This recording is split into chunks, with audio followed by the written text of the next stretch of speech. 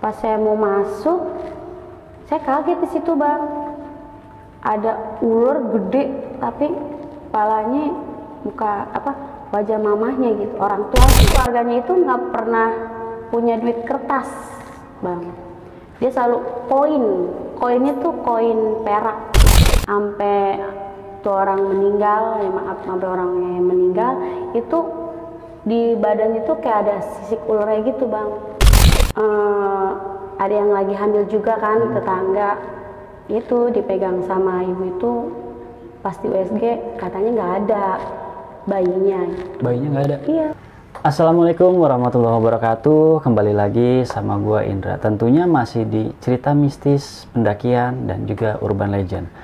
Di kesempatan kali ini gua kehadiran narasumber nih, tapi bukan kehadiran sih, gua yang datang nih ke rumahnya gitu untuk minta cerita, karena menurut gue ceritanya ini gokil dan kalian juga harus nonton video ini sampai habis.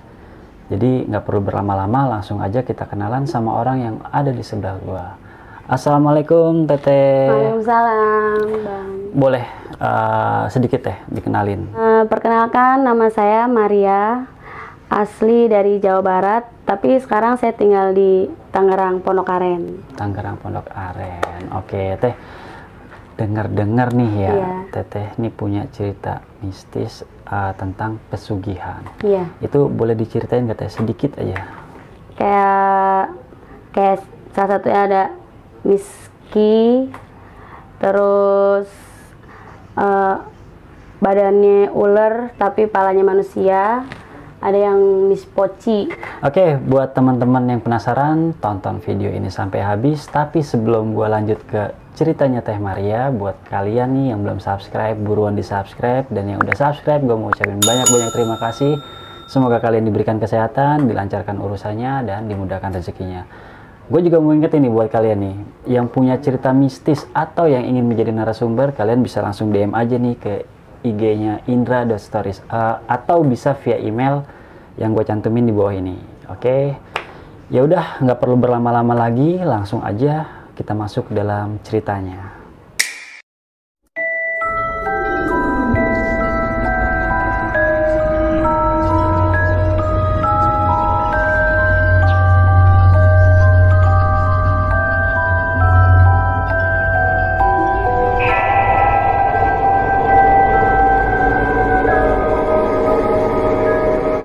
Oke, Teh, jadi gimana tuh ceritanya?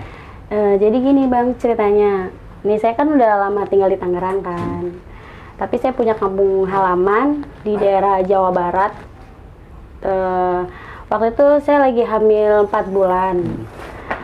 Nah, sekitaran rumah saya itu ada orang yang punya ilmu. Tapi entah, kita nggak tahu ya itu ilmunya untuk apa. Cuman di daerah halaman saya itu udah terkenal gitu, maksudnya buat kayak mungkin salah satunya pesugihan kayak gitu. Terus karena kita kan udah lama di sini, maksudnya tinggalnya di sini ikut suami, jadi saya masih kayak kurang percaya gitu. Pas hari Lebaran dah pulang ceritanya, pulang ke halaman. Terus saya diajak ngobrol sama tetangga saya itu, karena sayanya nggak punya berpikir macem-macem atau gimana ya saya sih biasa aja sama orang itu. Terus udah tuh dia ngajak ngobrol, nanyain kabar, terus ngeliat kondisi perut saya juga kan gitu. Terus ya udah biasa aja. Terus dia kayak biasalah, di daerah kampung saya kan ada kayak udah terbiasaan para ibu-ibu kayak suka-suka nyariin kutu gitu kan.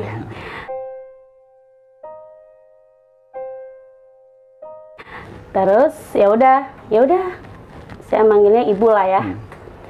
Ya udah saya mau tuh terus diajak ini ngobrol sembari nyariin kutu. Tiba-tiba tante saya kaget, saya dicariin kutu gitu sama ibu itu. Tante saya sempet kayak teriak gitu, manggil, Maria kamu ngapain gitu. Saya bilang, ya lagi ngobrol, lagi ya lagi cariin kutu, emang kenapa? Saya bilang gitu. Ini masuk, dia bilang sih gitu. Ya kita bingung dong, lah kok orang suruh masuk gitu. Ya ibu-ibu itu juga sempat megang perut saya sih bang, megang kayak gitu, ngelus-ngelus gitu kan. Cuman ya udah akhirnya masuk tuh. Saya bilang masuk dulu ya bu, maaf saya dipanggil sama tante saya. Dia bilang oh ya udah tuh. Ya dia juga sempat kayak kayak punya tatapan yang kayak mungkin dalam hati dia, wah nggak ini nih gitu. Nggak berhasil. Iya gitu ya. Terus udah tuh masuk, tante saya bilang nanya, kamu ngapain deket-deket ibu itu? Dia bilang gitu. Ya saya bilang, ya emang kenapa? Saya bilang gitu. Masa deket-deket ini. Terus nanya juga, katanya perutnya dipegang-pegang nggak gitu. Iya dilus-elus, saya bilang gitu. Besok-besok nggak usah, jangan kayak gitu. Ya, saya bingung dong, kenapa? Dia bilang gitu. Udah pokoknya jangan deket-deket ibu itu, dia bilang gitu. Udah tuh. Nah ya namanya deket rumah kita, ya dia sering ke rumah dong, ibu itu udah sering keluar masuk rumah. Dan suami saya pun tahu, kadang-kadang suka main masuk kamar aja kayak gitu. Nah udah tuh, terus besokannya ibu tuh datang lagi, ya karena kita udah dikasih tahu sama orang tua kan, suruh jaga jarak. Ya kita jaga jarak, tapi sebenarnya nggak enak juga sih, karena emang kitanya kan belum pernah lihat langsung apa yang diceritain orang-orang nih, jadi kitanya agak percaya nggak percaya gitu. Udah tuh ada yang lagi hamil juga kan, tetangga itu dipegang sama ibu itu pasti USG, katanya nggak ada bayinya. Bayinya nggak ada? Iya. Makanya kita, waduh, kita juga kaget ya, maksudnya. Nah, bayi kita, maksudnya perut kita kemarin dipegang nih kan gitu. Masih, tapi ya kita mah ininya masih ada ininya sih, kayak nendang-nendang masih ada. Terus udah tuh ibu kita juga sempat kayak tuh kan gini-gini, maksudnya tuh dia aja dipegang nggak ada gitu bayinya. Jadi kayak ibu kita khawatir. Kita kan kalau orang sana manggilnya Mimi ya. Udah tuh. Udah besokannya lagi, anak muda kampung situ ngeronda ceritanya, mau mastiin bener apa enggak sih kalau dia tuh jadi Miski gitu kan, kita inisial aja ya, Miski gitu. Jadi dia tuh kayak punya ini bang, kayak punya hari-hari tertentu kapan dia keluar gitu, kapan dia kalau kasar kita jobnya dia kali mungkin ya. Ada hari-hari Selasa, Kamis sama Selasa, Rabu sama Sabtu. Ya, Selasa, Rabu, Sabtu. Itu dia selalu keluar sebelum maghrib. Selalu keluar sebelum maghrib. Karena saya kan orangnya ya udahlah, itu kan orang-orang yang lihat. Kalau saya mah ya udah negor aja biasa gitu. Saya pernah negor, ibu mau kemana? Saya bilang gitu. Dia bilang mau ke pasar malam, dia sih bilang gitu. Selalu bilang kayak gitu, mau ke pasar malam. Cuman saya mikir kok setengah 6 udah pergi ke pasar malam gitu. Pasti kan orang dagang belum pada ini dong ya. Situ udah tuh rumahnya gelap bang, rumahnya gelap. Nggak ada satu lampu yang dinyalain. Setiap malam? Iya, enggak, setiap hari-hari yang itu, yang dia selalu keluar gitu. Itu pasti gelap rumahnya. Nah, saya nanya dong sama ibu saya bilang, "Mi, kok lampunya tetangga itu kok nggak pernah nyala?" Saya bilang gitu. "Apa emang belum bayar listrik?" Saya bilang gitu kan.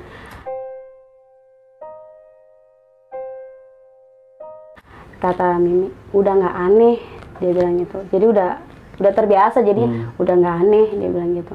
Hah? Maksudnya ya udah biasa, emang begitu.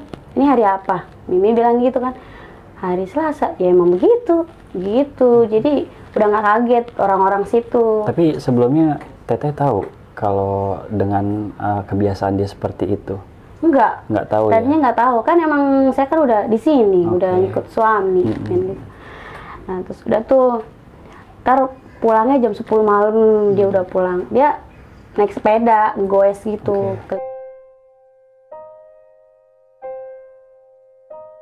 pas yang tadi ronda itu, lanjut nih yang ronda tadi, anak-anak muda situ tuh kayak penasaran bang, masa iya sih ibu ini jadi miski kan gitu.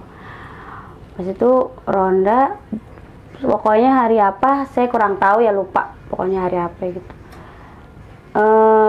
Lihat ibu itu bawa kantong plastik buntelan gitu ke arah kuburan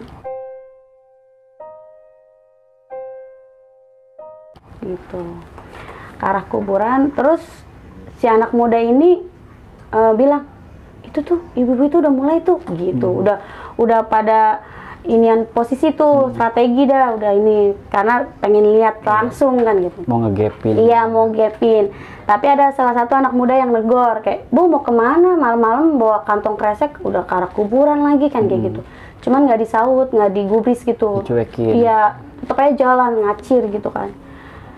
Pas mereka mungkin ada rasa takut juga sih, itu ibu yang, maksudnya dia negor tuh ibu itu bukannya gitu, namanya tengah malam, cuman dia mikirnya udah buru-buru kayak gitu.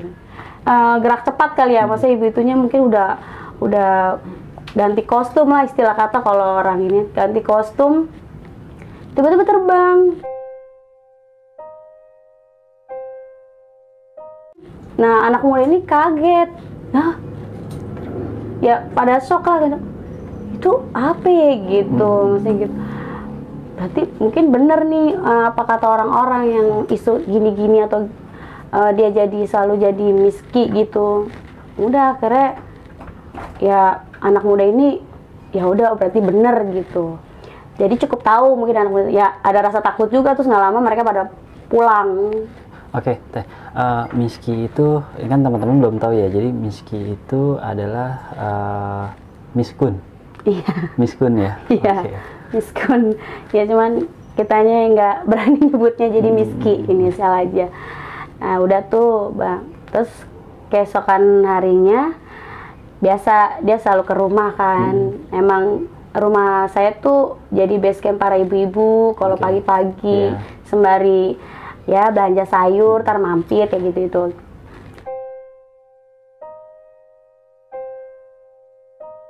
Ini aroma tubuh ibu ini udah baunya udah beda, kayak wangi-wangi kembang 7 rupa, terus kayak air-air mawar gitu bang. Nah makanya pas saya duduk di samping ibu itu kan saya bilang dalam hati saya, kok kayak bau parfum apa gitu. Saya kan baru tahu wangi air mawar baru sekarang-sekarang. Kalau mama kan saya nggak tahu. Itu kok aromanya kok kayak orang-orang di kuburan gitu kan. Ya udah, tapi saya cuma dalam hati doang sih bang. Terus saya ngasih tahu ke nyokap kan, ke Mimi saya. Kata Mimi, ya iyalah orang semalam habis bahasa sononya apa ya, habis kerja, nyebutnya gitu. Jadi kerjanya itu kalau pas dia bawa kantong kresek itu? Iya, selalu tuh. Goes pun juga naik sepeda tuh pakai kantong kresek. Maksudnya ada, nggak pernah ketinggalan tuh kantong kresek itu, selalu. Berarti kantong kreseknya itu bisa dibilang jubahnya dia? Iya, mungkin ya, iya. Ya orang-orang sih bilang seperti itu. Soalnya nggak pernah ketinggalan tuh kantong kresek itu. Sebenarnya sih di kampung halaman saya tuh banyak sih bang, jadi bukan miski aja gitu, banyak banget macam-macam kayak pesugihan. Mungkin salah satunya kayak jadi ular gitu, ada yang jadi monyet, terus ada yang jadi poci tuh. Banyak gitu. Maksudnya ini yang jadi ini si manusianya? Iya. Manusianya, cuman kalau saya kan karena saya tinggal di Tangerang, jadi kayak cuman dari ini, dari orang cerita ini, saya penasaran juga sih gitu. Nah udah tuh, kalau yang ular itu kan badannya ular, cuman palanya manusia gitu kan. Kalau itu saya juga pernah sih ngalamin, soalnya emang deket rumah juga orangnya, jadi boleh nih cerita di sini juga. Boleh Teh, boleh. Ya, jadi ceritanya bulan puasa waktu itu. Bulan puasa biasalah, namanya anak muda kan, nginep gitu, mau sahur bareng atau gimana gitu kan. Nah ceritanya saya nginep nih di rumah anaknya yang itu, yang orang tersebut. Nah ceritanya saya nginep, terus emang hawanya emang udah nggak enak sih, emang karena rumah itu nggak pernah ditempatin bang, rumah itu kosong. Jadi cuman kayak buat ada acara-acara doang, baru ditempatin kayak gitu. Nah ceritanya saya nginep sama anaknya itu, taruhlah namanya Mawar gitu lah ya. Nginep, ceritanya saya mau buang air kecil nih, kamar mandi. Pas mau keluar dari kamar itu emang rasanya udah nggak enak sih bang, kayak udah merinding lah gitu. Pas saya mau masuk, saya kaget di situ bang, ada ular gede tapi kepalanya muka wajah mamahnya gitu, orang tuanya gitu. Itu di kamar? Kamar mandi. Oh di kamar mandi? Iya di kamar mandi. Makanya saya langsung kayak sebajin kaget dong. Itu maksudnya mimpi apa gimana, pengigo gitu ya namanya. Saya baru ngeliat sosok ular tapi palanya pala manusia gitu. Itu kalau boleh tahu teteh ngelihatnya itu di sebelah mananya? Di pas lingkaran WC-nya itu, maksudnya di tempat pembuangan air besarnya itu, di situ. Nah saya mau bilang ke anaknya saya nggak enak, mau nanya gitu, maksudnya bener apa nggak? Ya udah situ saya minta buru-buru pulang aja, nggak jadi sahur di situ.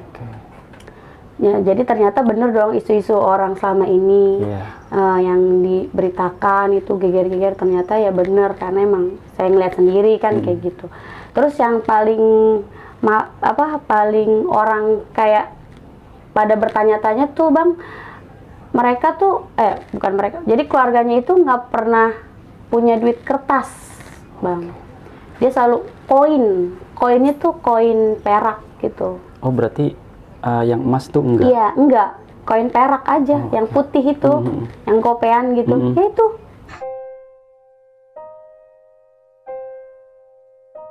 Seribu enggak, kan 1000 ada tuh yang perak, enggak, itu pokoknya gope. Selalu kemanapun mau beli sarapan, mau, kan dia pengusaha ya bang, jadi kalau tiap pagi tuh selalu ngasih kayak sarapan untuk karyawannya, itu pasti koinan, sampai sekantong plastik dibuntel kayak gitu, bayarnya pakai koinan kayak gitu. Padahal logikanya dia ini pengusaha ya? Iya pengusaha, cuman ya kita herannya nggak pernah ngeliat megang duit kertas gitu, nggak pernah, pasti koinan dibuntel kantong plastik yang buat es itu, pasti itu selalu. Mau belanja apapun, mau sayur, mau beli sarapan buat karyawannya, mau bayar gaji karyawannya, itu pasti koin, nggak pernah kertas. Itu yang jadi tanda tanya orang-orang, maksudnya jadi bahan pertanyaan, kok ini kenapa, maksudnya kok nggak punya duit kertas ini nggak punya gitu. Jadi orang bertanya, ternyata ya itu pesugihan jadi ular gitu bang. Nah itu warga bisa tahu dia pesugihan ular itu awal mulanya dari mana? Awal mulanya sih, jadi ada kan dia kan karyawannya bukan orang lain aja ya, saudaranya pun ada yang kerja sama dia kan. Ceritanya ya namanya saudara, dia mikirnya ya pasti nggak bakal hitung-hitungan lah kalau ada biaya apa atau apa kan kayak gitu. Ceritanya nih saudaranya kayak minjem duit gitu bang, kayak pakai duit tapi nggak bayar gitu bang.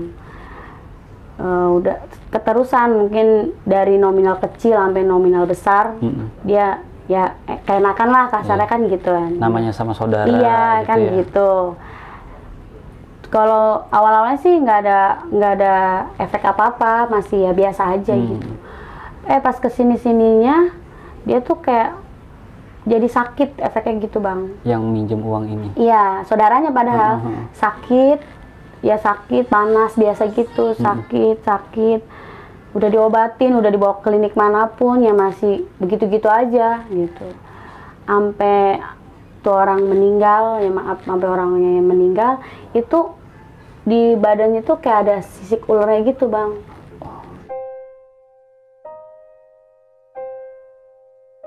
Yang pengusaha ini?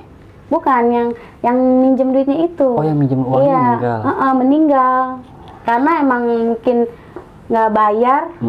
Kalau kan warga bilang sih, kita kalau pakai duit pesugihan itu kalau nggak dibayar, taruhannya nyawa. Katanya gitu, Bang.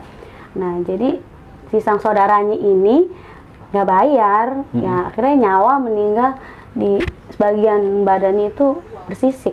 Separuh badan? Iya. Kayak gitu.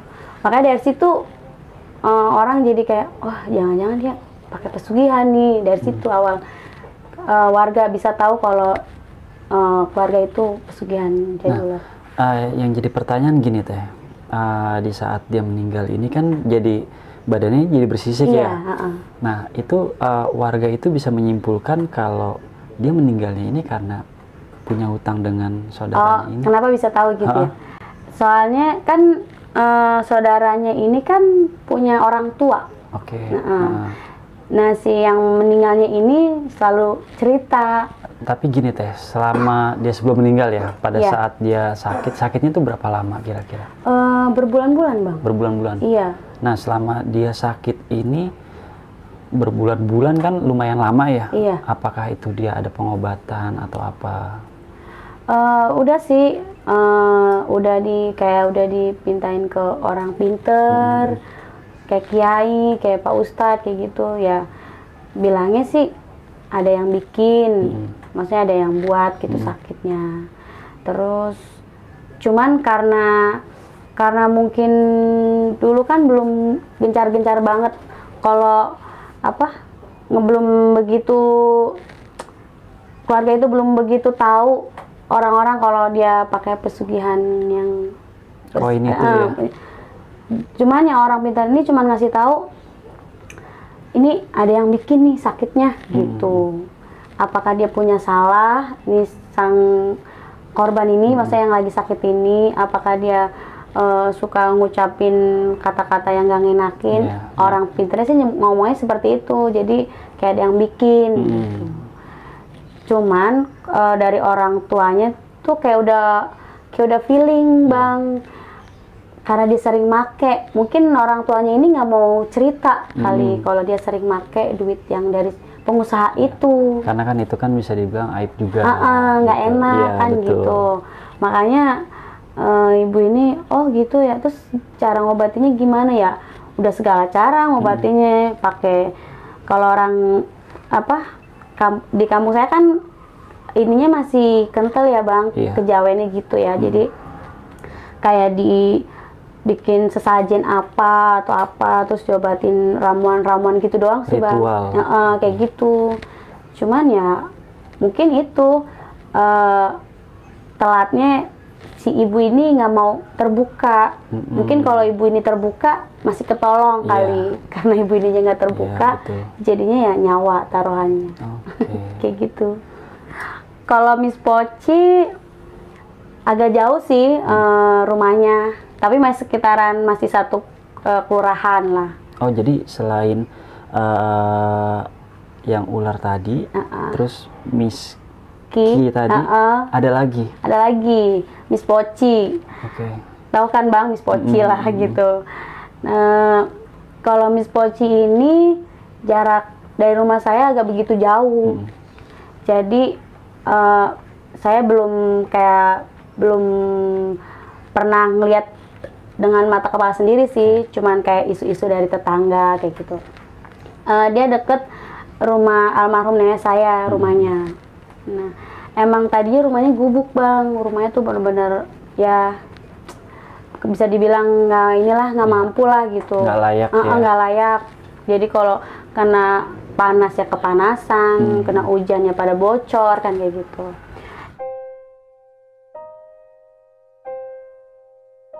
Dia kayak ngerasa ngiri gitu, Bang, lihat tetangga-tetangga rumah pada cakep kayak gitu. Nah mungkin pikiran dia udah buntu nih, udah gimana caranya nih gue biar gue bisa kaya kan, kayak gitu. Mungkin dia berguru kali, entah di mananya saya sih kurang tahu. Berguru, nah mungkin gurunya ini ya ngasihlah kayak contohnya Miss Ki yang tadi kan jubahnya gitu. Nah ini jubahnya Miss Poci kan gitu, jadi Miss Poci kayak gitu. Terus dia itu selalu ininya di pohon pisang bang.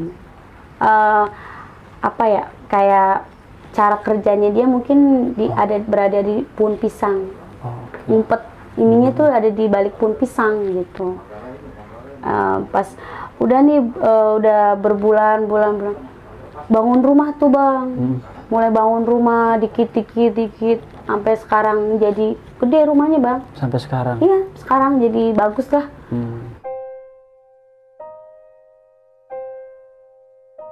Rumah kita aja kalah bang. Rumah kita aja kalah bagusnya gitu. Cakep dah pokoknya. Nah terus ceritanya ada bapak-bapak biasa pulang dari sawah, petani gitu bang. Nah dia kan kalau di kampung halaman kan kalau udah panen gitu kan sawahnya selalu dijagain kan, selalu di ini biar nggak kena tikus sama gitu. Ceritanya dia pulang tengah malam nih, sekitaran jam 1 pulang naik sepeda goes gitu kan. Kalau di kampung saya kan masih banyak pohon pisang bang, jalanan itu. Ceritanya dia niat kayak kresek kayak gitu, disangkanya bapak itu tikus kali gitu kan, kresek kayak gitu. Bapak itu penasaran, kok pohonan itu kok nggak berhenti goyangnya gitu. Pas dideketin dilihat, kaget dong, apa Miss Poci. Dia lagi entah lagi apa ya, baca mantra entah gimana, pokoknya dia lagi diri ngeliatin arah rumah yang bisa dibilang orang kaya gitu bang. Kayak gitu. Gini teh, biasanya kan kalau saya taunya ya, yang biasanya suka masuk ke rumah terus ngambil harta lah kasar gitu. Itu kan saya taunya biasanya kan tuyul sama babi ngepet ya. Berarti di sana juga selain itu ada. Ada. Jadi katanya sih bang, ya kan kita nggak ngerasain. Katanya sih kalau mau ngincer harta orang itu jadi harus ngadep ke arah rumah yang orang kaya itu, maksudnya yang kita incer gitu. Katanya sih gitu. Tapi kalau untuk yang Miss Poci ini teh, itu ada nggak korban dari ilmunya dia ini? Itu paling harta-harta orang, maksudnya kayak duit pada hilang kayak gitu misalkan. Kan kalau di sono kan kalau musim panen kan lumayan bang duitnya gitu. Nah dia tahu orang-orang yang punya sawah mana yang enggak kan gitu. Jadi udah jadi inceran dia. Dia sehari-harinya ibu rumah tangga, sehari-harinya. Iya, tapi kalau suaminya saya nggak tahu sih. Soalnya kan saya nggak begitu tahu daerah rumah almarhum nenek saya itu. Nah, tapi gini, balik lagi gini teh, kayak warga itu bisa menyimpulkan tahu. Oh, maksudnya mengejas dia kalau jadi Miss Poci. Betul. Nah, jadi ada kejadian lagi selain bapak-bapak yang tadi ya. Itu dia melihat dia lagi kayak ganti jubah gitu bang. Ngeliat kan kalau di sono kan pasti nyari tempat-tempat yang gelap gitu bang, kalau ganti kostum gitu. Nah ceritanya ada bapak-bapak yang ikutin dia, mungkin udah jadi inceran kali sama para warga. Saya pengen tahu nih, penasaran kok dia bisa kayak begitu aja gitu. Jadi dari situ para bapak-bapak nih nusurin bener apa enggak nih yang kita pikir gitu. Ternyata bener, bikin tilah tuh ibu itu. Terus dia nyari tempat yang gelap, ya udah tiba-tiba jadi Miss Poci gitu. Tapi kata kampung halaman saya sih bilang kalau yang sering ke gap itu gagal. Kalau yang suka ke gap? Iya. Jadi gini teh, dari beberapa cerita teteh nih, saya mau nanya, itu kan bisa dibilang tadi ada 3 pesugihan ya? Iya. Ada 3 macam pesugihan. Nah, ini dari yang pertama dulu nih, yang Miski dulu Iya, ya. Miski. Itu, tapi anak sehat ya sampai sekarang? Alhamdulillah, anak saya yang dipegang sama Miski itu sekarang udah usia 7 tahun. Udah 7 tahun ya? Jadi alhamdulillah anak saya masih dilindungin, Bang. Iya. Nah, tapi memang selain teteh itu memang banyak ya? Iya, banyak. Korban-korbannya itu banyak, Bang. Makanya orang-orang pada heran, kok saya bisa nggak kena gitu, Bang. Maksudnya nggak hilang gitu janin sayanya. Tapi kalau misal efek dari si pelakunya lah, si pelaku pesugihannya ini, itu apa sih teh? Kan kalau yang lain kan kayak yang Poci tadi kan dia bisa ngebangun rumah, itu ada perubahan lah gitu. Iya benar. Ya sama, salah satunya ya harta. Jadi mungkin dia nyari tumbal dulu, nah lalu bisa kaya gitu. Oke. Tapi bedanya ini kalau yang Miski ini dia mencari tumbal. Iya gitu. Oke. Nah, ini pertanyaan satu lagi nih teh, gue mau nanya. Gimana rasanya tinggal di sekeliling orang-orang yang melakukan pesugihan? Kalau dibilang sudah terbiasa, ya biasa. Ada rasa takut, ya takut juga. Soalnya kan kita tiap hari selalu ada di lingkungan bukan manusia, kasarnya kan gitu. Pasti ada aja korbannya gitu, Bang. Cuman kita sih ya Allahualam lah, kita berdoa. Kan emang yang lindungin kita Allah Subhanahu wa Ta'ala kan. Cuman ya gitu, saya sih selalu kayak ya waspada aja. Cuman kalau dibilang takut ya takut sebenarnya.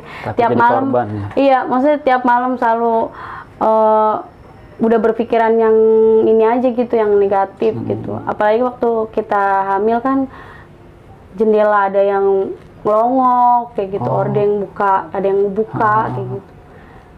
Jadi ini aja kayak rasa ini sendiri. Tapi kalau dari yang Miski ini pada saat teteh mengandung ya, itu ada nggak sih kayak teror horornya, maksudnya dari makhluknya itu? Iya. Kalau untuk dinampakin sih belum pernah ya, Bang. Cuman kayak sekilas-sekilas bau aroma-aroma yang nggak sedap gitu paling, terus aroma pandan gitu-gitu doang, terus aroma melati kayak gitu doang sih. Tapi itu kejadian aroma-aroma itu setelah perut teteh dipegang sama si Miski ini? Iya. Sebelumnya enggak. Karena tadinya kan kita nggak punya pikiran yang macam-macam. Pas setelah udah dikasih tahu sama orang tua kalau dia seperti itu, jadi kita rasa takutnya jadi kayak makin jadi gitu. Pikiran kita jadi takut gitu. Takut dia nongol, takut dia tiba-tiba datang kan gitu. Oke, Teh Maria, makasih banyak udah cerita sama-sama di Indra Stories. Sehat selalu, salam buat keluarga. Nah, tapi sebelum saya tutup nih Teh, Teteh punya pesan gak nih buat teman-teman yang lagi nonton gitu? Ya pokoknya di sekeliling kita tuh pasti ada orang yang baik atau enggak. Yang penting kita harus berpositif thinking sama orang itu.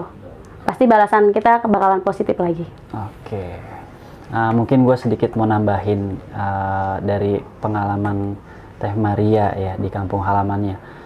Jangan mencari rezeki yang memang bukan jalannya. Carilah rezeki yang halal walaupun sedikit, yang penting berkah. Ya gitu, benar. Karena rezeki yang seperti itu kita nggak bisa menikmatinya. Iya benar, itu yang gue tahu ya. Karena banyak pantangannya. Iya benar. Banyak ya macam-macam lah gitu. Oke.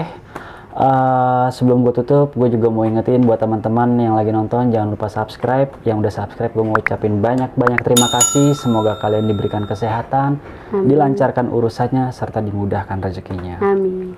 Oke, sampai ketemu lagi di video Indra Stories selanjutnya. Dan akhir kata, gue Indra dan Teh Maria pamit undur diri. Wassalamualaikum warahmatullahi wabarakatuh.